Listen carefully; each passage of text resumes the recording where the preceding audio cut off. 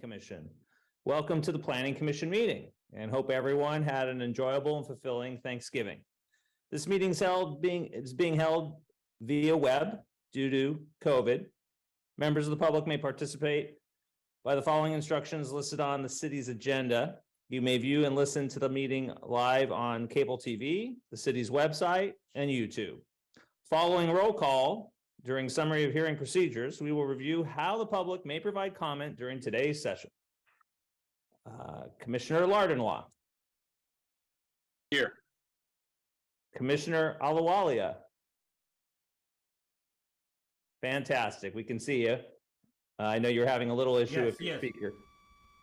Okay. Okay. Commissioner Barosio. Here. Okay, and you have a terrible connection, but I'm sure it'll be fixed over time. Commissioner Cantrell. Commissioner Casey. Here. Commissioner Garcia. Commissioner Ornelas-Wise. Here. Commissioner Young. Here. Commissioner Rosario. Here. Excellent. We have quorum. This is the summary of the hearing procedures, and this is how they will follow. After the staff report, applicants and appellants may make a 5-minute presentation. City staff will call out your name, call out the names of the public who identify the items they want to speak on. You may identify yourself by using the raise hand feature, or if you're on the phone, click *9. And you can also email planningsupportstaff@sanjoseca.gov. Identify your name, number, and what item you'd like to speak on. As your name is called, staff will unmute you to speak. After we confirm your audio is working, your allotted time will begin. Each speaker will have up to 2 minutes. Speakers using a translator will have double the time. After the public testimony, the applicant and appellant may make closing remarks for an additional 5 minutes. Planning commissioners may ask questions of the speakers. Response to the commissioner questions will not reduce the speaker's time allowance. Staff will unmute the speaker to respond to the commissioner. The public hearing will then be closed and the planning commission will take action on the item. The planning commission may request staff to respond to the public testimony, ask staff questions, and discuss the item. If you challenge these land use decisions in court, you may be limited to raising only the issues you or someone else raised at this public hearing or in written correspondence delivered to the city prior to the public hearing. The Planning Commission's actions on rezonings, pre-zonings, general plan amendments, and code amendments is advisory to the City Council. The City Council will hold public hearings on these items.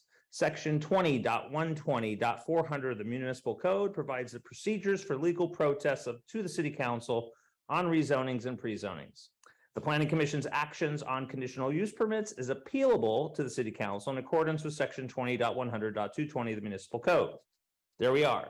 So then this is our call to order and the orders of the day. And before we begin, I want to remind the Planning Commission members of the public to follow our code of conduct in the meetings. This includes commenting on the specific agenda only and addressing the full body. And public speakers will not engage in a conversation with the commissioner or staff. All members of the Planning Commission staff and the public are expected to refrain from abusive language. Repeated failure to comply with the code of conduct which will disturb, disrupt, or impede the orderly conduct of this meeting may result in the removal from the meeting. This meeting of the Planning Commission will now come to order. And item number 2 is public comment. And this is at a time for any member of the public to speak on any item not on the agenda. Staff, do we have any people interested in making a public comment? Yes, we have one hand raised. Paul Soto. Is this for an item not listed on the agenda? Yes, Paul Soto from the Horseshoe. I'd like to talk about racial equity within the context of the Planning Commission meetings. You don't do it. It's kind of an afterthought. And actually with these affordable housing standards that it has to be done every 8 years, the neglect of the Planning Commission to not have a legally binding definition of what racial equity means within the context of this meeting is a subjugation and a complete apathetic response to your civic duty and responsibility to the role that you hold. You need to start getting a legally binding definition of what racial equity means and applying that measure, that principle as a template to the decisions that you're making. You see, because this commission, and I'm not saying anyone particular, I'm saying just as a means by which these meetings are conducted, that is not a standard, okay? And we're gonna get there, because I'll get you there. Believe me, I will get you there. We will get to a point where we have racial equity as a legally binding definition that is used as a template to measure the decisions that you're making. And if it doesn't measure up, then you go back to the drawing board, okay? Because the developers that are coming here, they don't care about the city. They do not care. And to say that, oh, well, the council just makes a decision. Well, then if council makes a decision, then you're irrelevant. Then why don't you just quit? If you're irrelevant, just quit then and dissolve this council.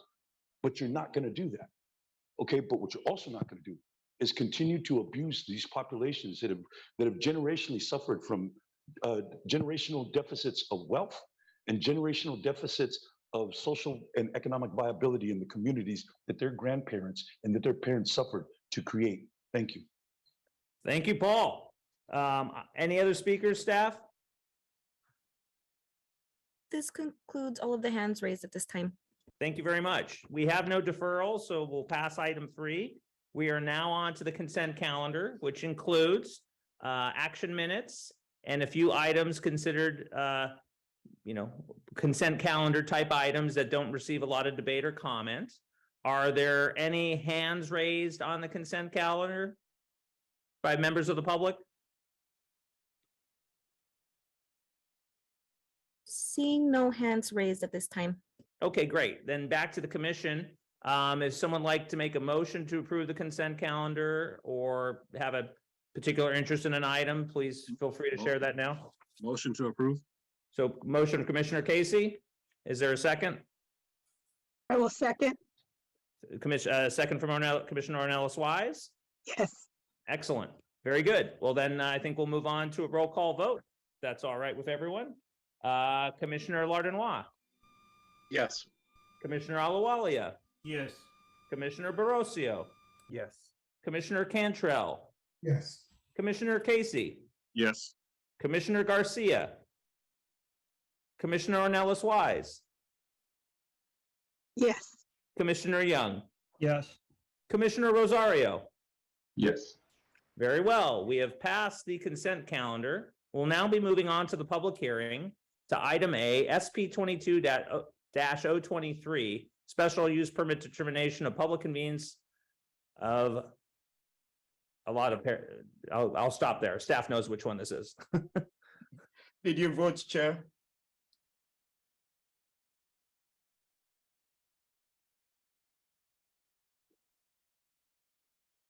Who's the applicant? Do we know? It looks like Jonathan Fox. I am the planner. Oh, hey, Jonathan, sorry about that. No worries. Get this started up. Okay, thank you, Chair, Commissioners. The item before us tonight is SP 22-023. It is a special use permit for the special use permit and determination of public convenience or necessity to reinstate a legal non-conforming use for off sale of alcohol at an existing commercial building at 430 Blossom Hill Road at a 0.74 gross acre site.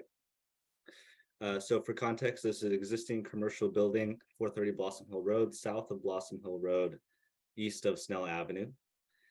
This is in the surrounded by commercial properties to the west, north, and east, and adjacent to residential properties to the south. This property is in the neighborhood community commercial general plan designation, and the Blossom Hill Road / Snell Avenue urban village, and the commercial pedestrian zoning district.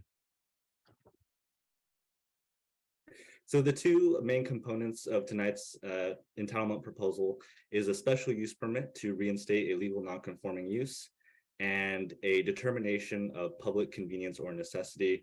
During this presentation will be referred to as the PCN. So starting with the special use permit and the legal non-conforming use.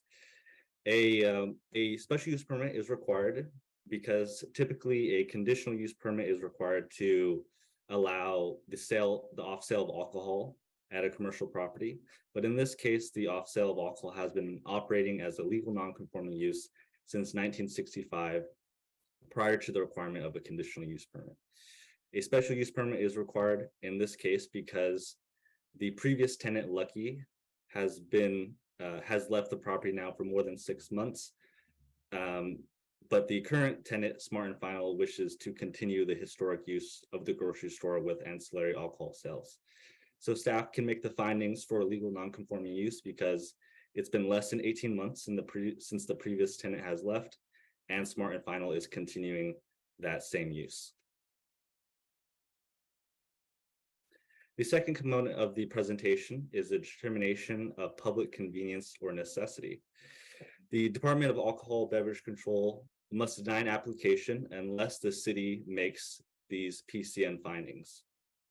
Determining whether or not PCN findings is required is based on this quote, if issuance would tend to create a law enforcement problem, or if the issuance would result in or add to an undue concentration of liquor licenses in the area. So the San Jose Police Department memo that's included in your staff report packet touches on both these components. Census Tract 5120.29 reports 20% or greater crimes above the city average in the census tract where the property is located. And the census tract exceeds the number of retail off-sale licenses compared to the population. There are 4 findings that need to be made for the determination of public convenience or necessity. The Planning Commission would be able to make 3 of the 4 findings. The one finding that the Planning Commission would not be able to make is that the subject property is not within 100 feet of a residence. And if you look at this exhibit here prepared by the applicant, the subject site is within 150 feet of about 13 residences. So even then, even though the Planning Commission cannot make that finding, staff finds that it would not cause an enforcement issue as it's an existing condition. It's a rear-to-rear orientation, and there is a fence and a vehicle path separating the commercial building and those residences. Because the Planning Commission cannot make all of the required findings, the City Council may issue a determination of PCN if the following can be made.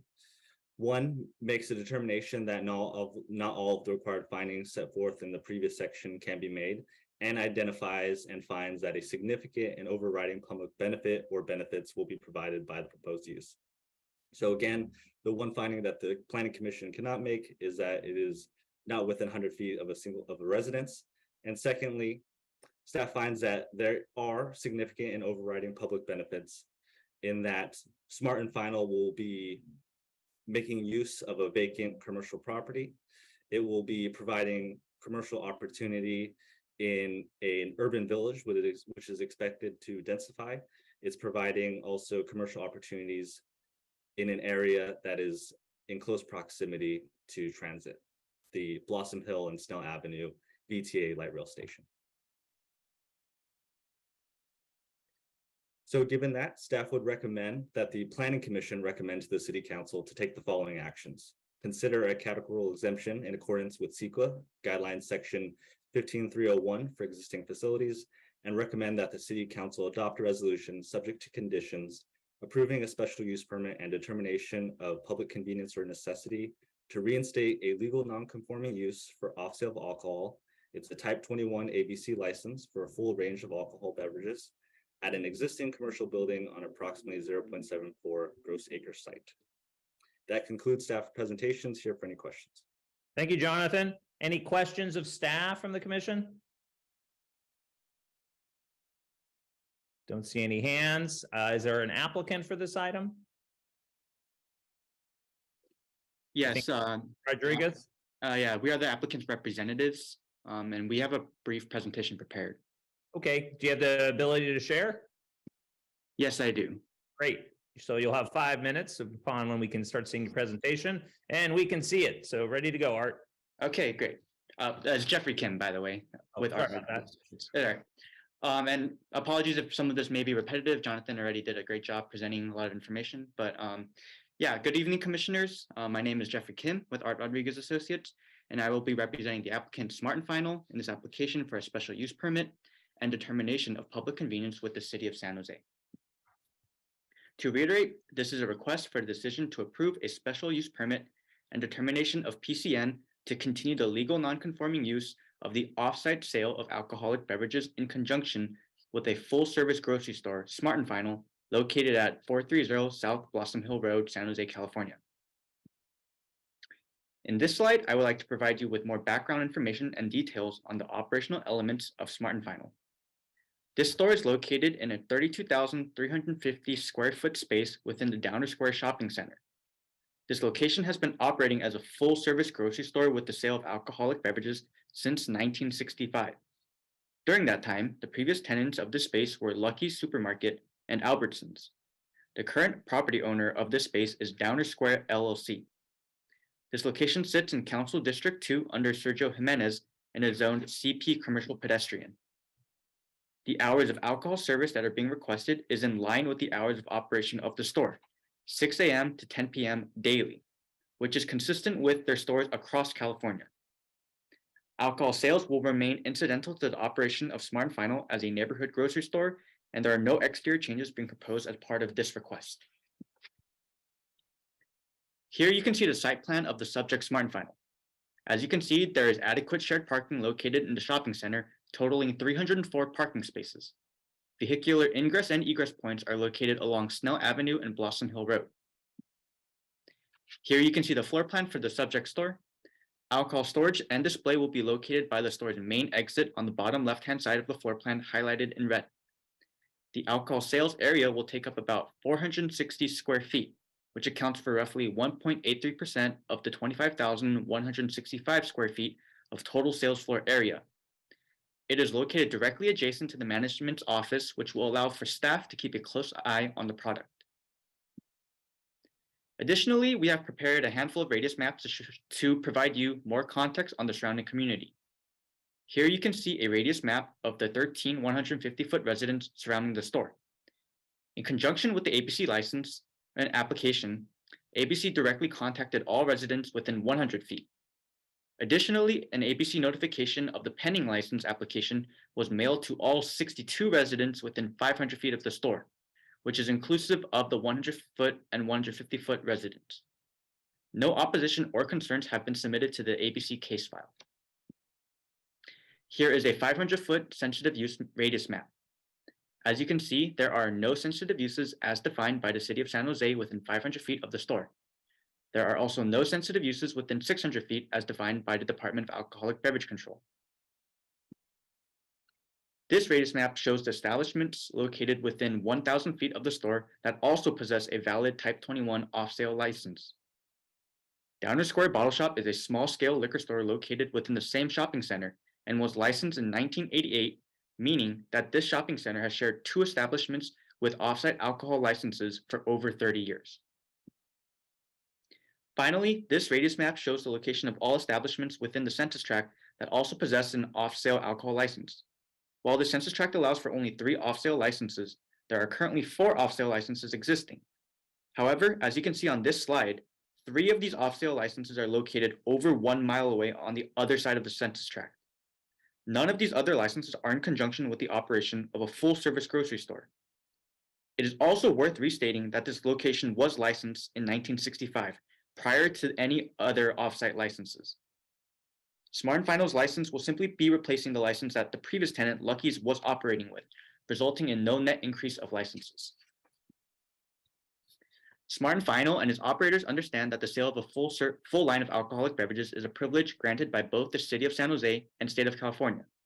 As such, they will ensure that they improve the standards of a full-service grocery store selling alcoholic beverages as compared to the previous tenants of the space.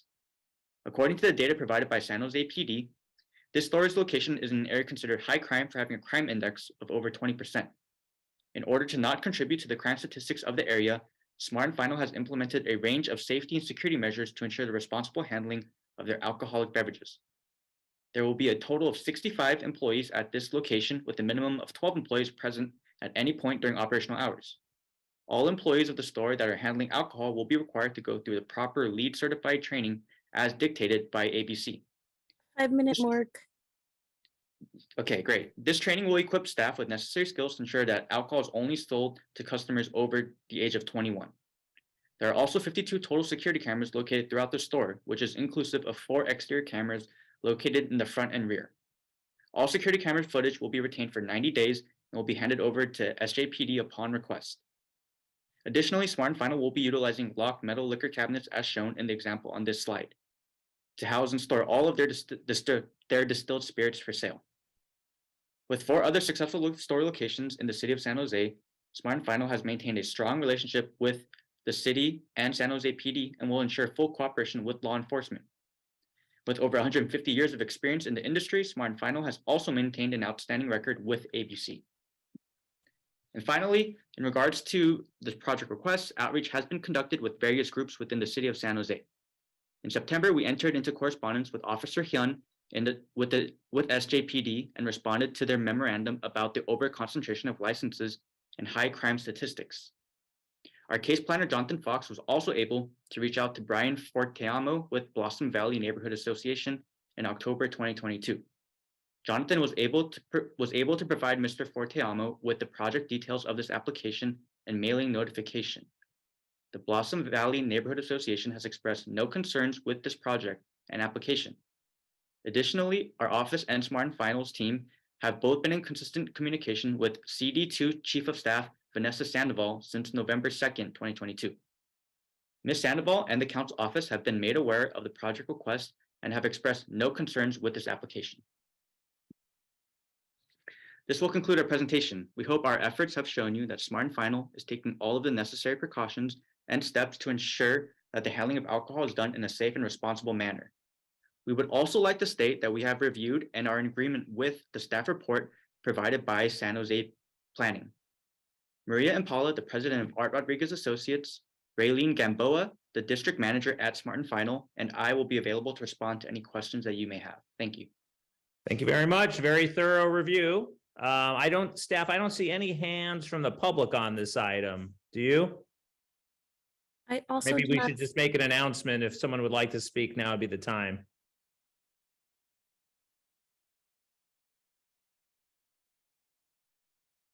not seeing any hands raised, Chair. Okay, let's go to Commissioner Ornelas Wise.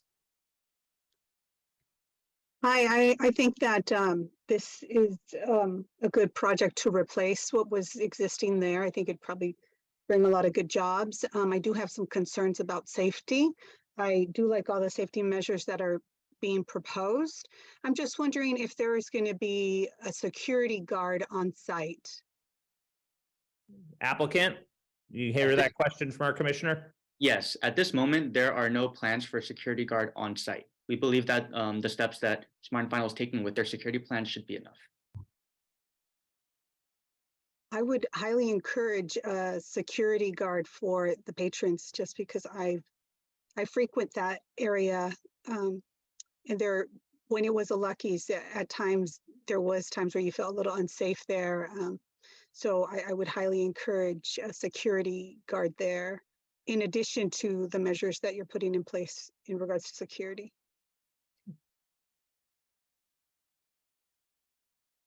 Any other questions, Commissioner? Okay. Those are the only ones I have. It's just really, safety.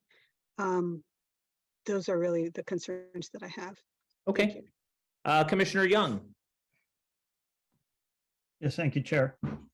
This proposal looks really squared away to me. This site was a Lucky supermarket. They've sold alcohol, as does pretty much every market in the city. Lucky's moved out. They've been gone for 6 months. I don't know if you've been by this center, but it's blighted. Having Smart and Final move in will be really great, because it'll put some faces and lighting and good stuff there. I think the extensive security features that the applicant is providing is going to prevent any illegal sales. And regarding the residences within 100 feet behind the shopping center, that's not unusual at all. I have a Smart and Final in District 9 at Ross and Hillsdale, which I frequent a lot. And there are residents behind that also, but it's a large, high commercial fence. So, and there's been no resident opposition. All that being said, I normally give a great deal of deference to law enforcement. All respect to them. I know they deal with a lot of problems, alcohol-related problems, but I just think in this case, this is a good project and I would support it. Okay, thank you, Commissioner Young. Back to Commissioner Ornelas Wise. In regards to the rear and the homes, is it going to be blocked so that pedestrians are blocked from going back there? I'm not sure how that looks like. I don't know, Jonathan, if you've been out to the site and you could see that, there's some sort of blockage so that the pedestrians can't go back there to create any blight of any sort. Yes, Commissioner, there is a fence there and that access is already restricted. Okay, good. Okay, any other comments from commissioners, or does Someone wish to make a motion on the item? I'll make a motion that we approve the staff recommendation. Second. There's a motion and a second. And any other further comments on the item? I have a Smart and Final in my neighborhood, which opened up about 4 years ago that I frequent, that I enjoy. And if this is, as described, I think a grocery store will always add improvement to a neighborhood. And as shown by the applicant, really the liquor that's provided today is mostly from, in my opinion, far less value adding places such as liquor stores rather than a grocery store that serves fresh food. So I'm definitely will be supporting the motion.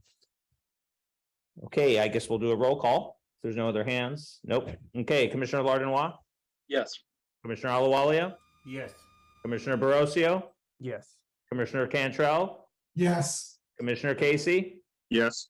Commissioner Garcia, Commissioner Ornelas Wise, Yes. Commissioner Young, Yes. Commissioner Rosario. Yes. Okay, that item passes.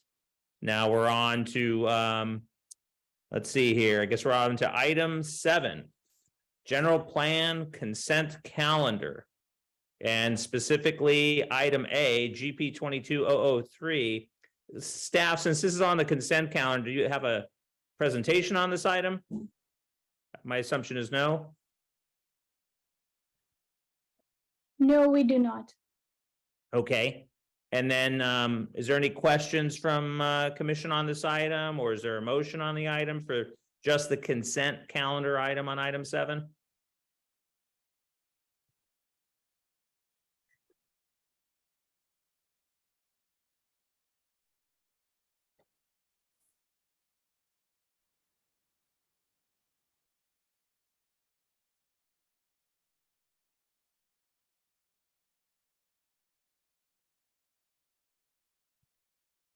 Not sure if I was on mute there, but is there a motion to approve item A of the consent calendar in item 7 from anyone on the commission? I'll move to approve the staff recommendation. Thank you, Commissioner Second. Rosario. Is there a second? I'll second. Okay, great. Any discussion on that? Don't see any hands. We'll go to the roll. Commissioner Lardenois, Yes. Commissioner Alawalia, Yes. Commissioner Barosio, Yes. Commissioner Cantrell, Yes. Commissioner Casey, Yes. Commissioner Ornelas Wise, Yes. Commissioner Young, Yes. Commissioner Rosario. And I Yes. notice I probably keep forgetting to call myself, and I'm a yes, so I don't know if I didn't do that on the other items, but just wanted to point that out. And I know staff, do we need that consent calendar vote displayed, or just move on?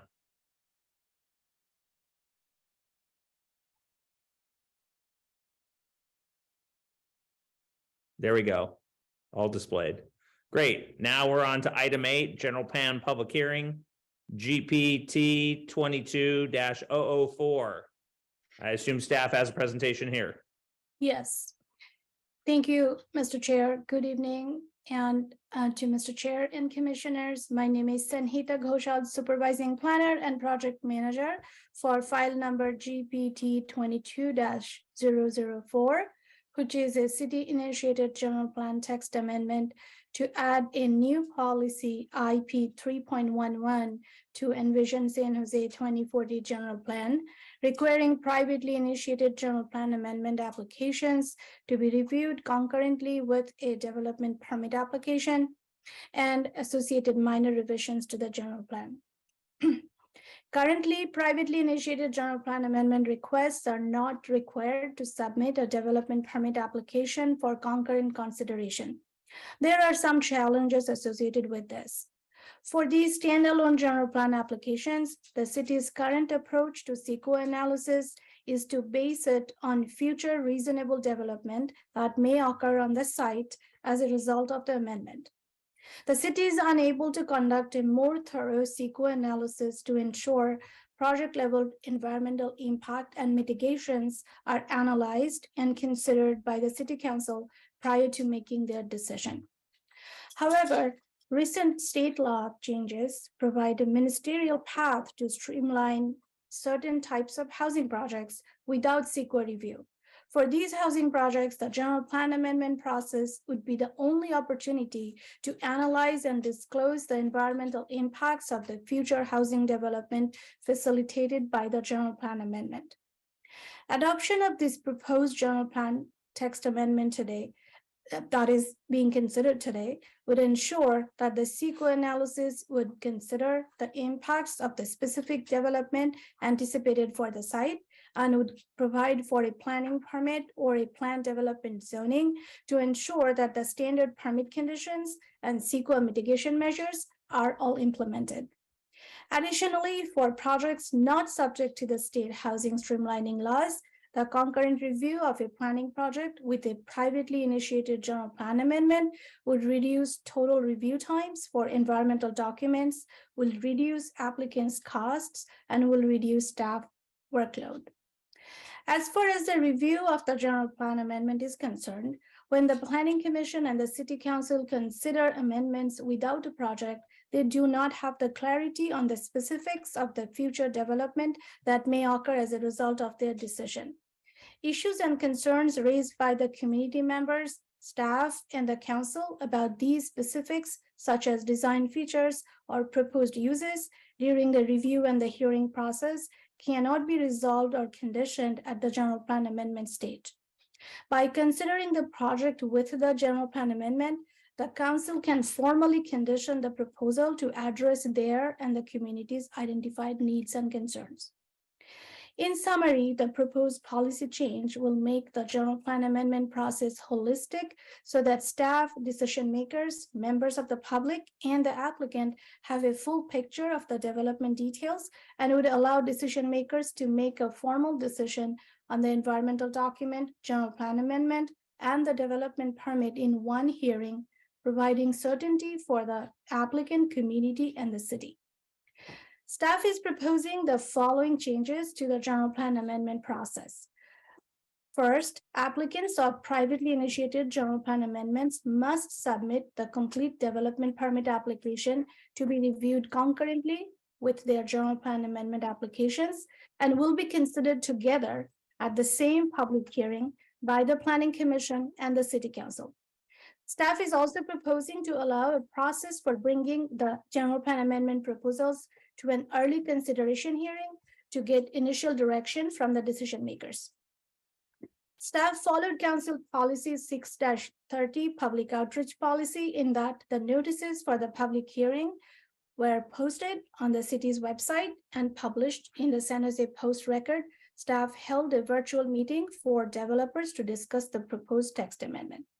The proposed policy change is considered as not a project under the California Environmental Quality Act and is exempt from environmental analysis.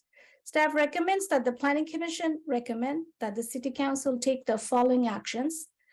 Adopt a resolution approving a city-initiated general plan text amendment to add a new policy IP 3.11 requiring that privately initiated general plan amendment applications to be reviewed concurrently with development permit applications and make related minor modifications to policy IP 3.3. That concludes staff presentation. Thank you. Thank you. Any questions from the commission for staff here on this item? Don't see any immediate hands. Do we have any hands? Oh, wait, let's see. We have a panelist hand, looks like. Commissioner Larnois. Yeah, thank you. So if you could just clarify. So I was under the impression that general plan amendments could be made 4 times a year, but the staff report made a mention of hearings being once a year. So does that mean effectively currently for privately initiated general plan amendments, it's once a year? Yes, that's correct. Unless it's an affordable housing related project, then there is another opportunity for hearing. Okay. And I know there may be a variety of motivations that an applicant may have for submitting a general plan amendment independent of a project, or rather before a project.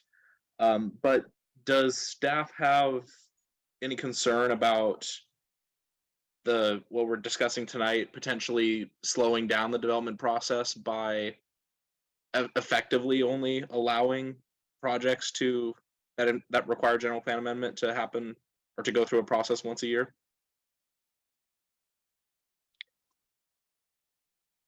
I asked that because we have had applicants say to us before that their reason for submitting the general plan amendment separately was to get it in time for the hearing, and then the project would follow later. So.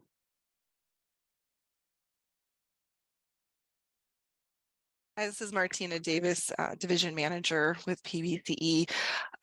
We think overall this should actually speed up their process. Essentially, they would, if they know they've got a project in mind, to speed the really they would wait until they've got the project fully done to submit it all together.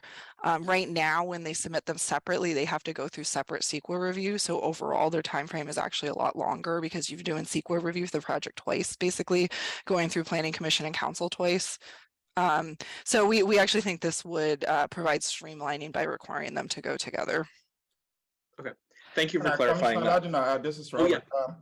Also, from a CEQA standpoint, the law requires that a CEQA analysis actually analyze the entire project. So this will actually bring the city's practice in full compliance with CEQA. The whole of the project will be analyzed.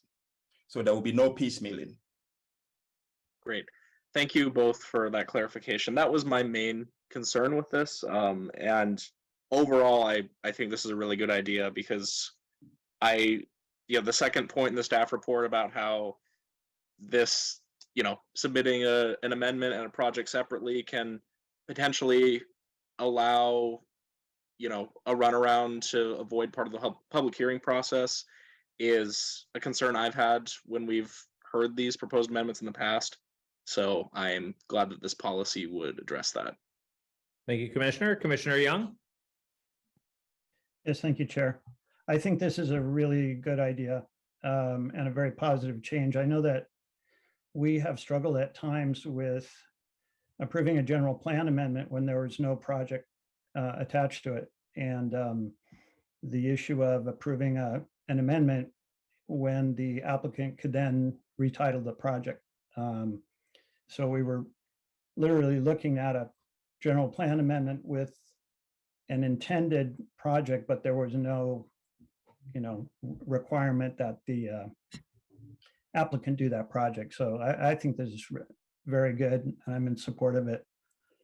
I want to say one other thing, and that is in regards to the correspondence that was submitted from Gary Schoenauer.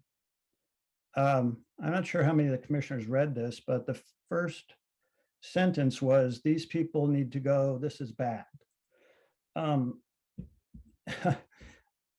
To me, what Mr. Schoenauer is doing here represents the worst of the problem we're having in civic life in this country today, which is we're attacking people rather than discussing policy. Mr. Schoenauer's come before this commission before.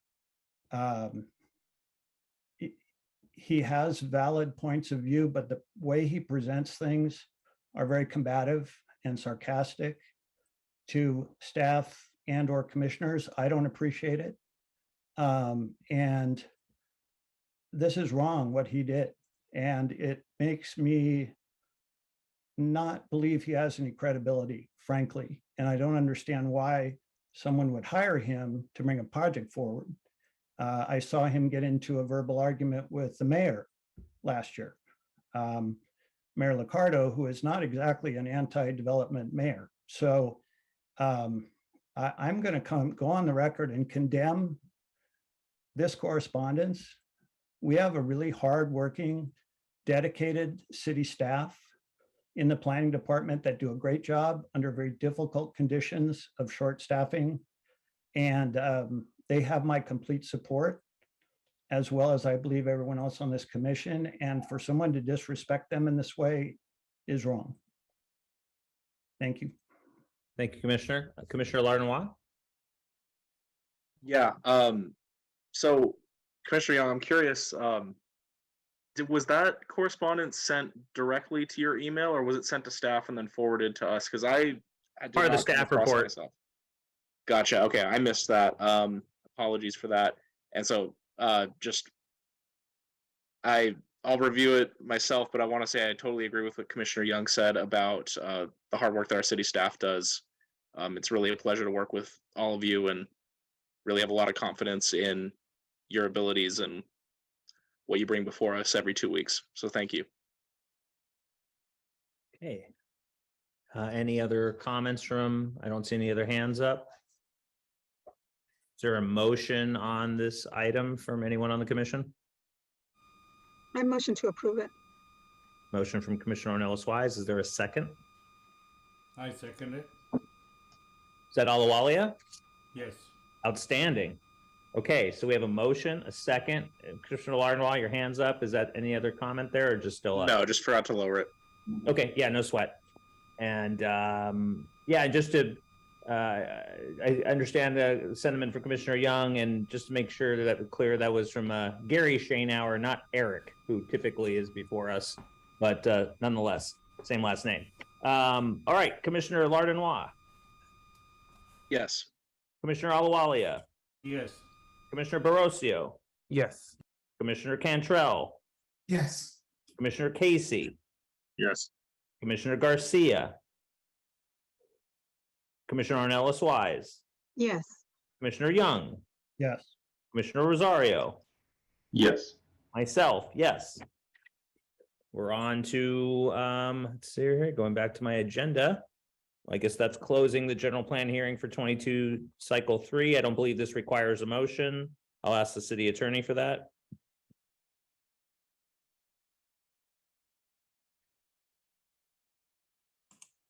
Sorry, I had to find the unmute button, but no, you do not need a motion for that. Thank you. Okay, great. And we love the guest appearance. Welcome back. Okay.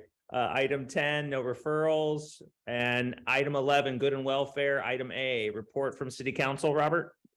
Yes, last week, 3 big projects that came through this commission were approved by City Council, and these will be Boatown, Icon Echo, and Suzaco. Yesterday, 2 big items that also came through the Planning Commission were approved. First was item 8.3, the amendments to Title 20, which has to do with removal of parking minimums, was approved. And then amendment to City Council Policy 5-1 with regards to VMT was also approved with certain conditions. That is accept staff recommendation, but recommendations 1 and 3 from Perales and Davis memo. And staff is to come back in February to discuss community engagement process options. Okay, thank you, Robert. We don't have any subcommittee formation. Our commission calendar, I believe, was already approved, and we don't have any scheduled study sessions. Is that correct? That's correct. Okay, and then there's nothing on the public record? Unless any of the commissioners wishes to speak. And then otherwise, hey, Commissioner Barroso. Yeah, hi, good evening, everyone. I don't know if this is the right time, but I have 2 inquiries. One, when do we set the Wednesdays for 2023? And have we in the past, I know in my short tenure here, we haven't, but the process of writing a memo to City Council from a majority of commissioners? The 2023 meetings have already been scheduled. I think we did that a couple months back, and staff can maybe send it out to everyone so they for sure know about that. And then on the question of a commissioner writing a memo to the council, Robert? I will defer that to City Attorney because it has Brown Act implications as well. Fair enough. Vera? Yeah, actually, the entire commission would have to agree that there's something that they desire to send, and that would actually have to go through the commission's council liaison. And because I'm stepping in right now, and that goes under the council policy, I forget the number, but it's 0-something in the council policy manual. All communications need to go through the council liaison. So if you as a group wanted to, say to staff, agendize an item on whatever it is that you want to comment to the council, then you would be basically writing or communicating with your council liaison in order to do that. But I think a majority of you would need to tell us that you want to agendize something, and that would come up at a future meeting. And I would like to add that the council liaison is Council Member Jimenez, Council District 2. Oh, good. It still is Councilmember Jimenez. It's been for quite a while. I just wasn't sure. I think it's always been two for like forever. Doesn't rotate. Okay, Commissioner Barroso? Okay, perfect, thank you. I was more or less thinking of more of a position statement, less of a, something that, well, I guess being agendized would ask the council to publicly entertain our statement, but would that also be true for statements, like just a position memo?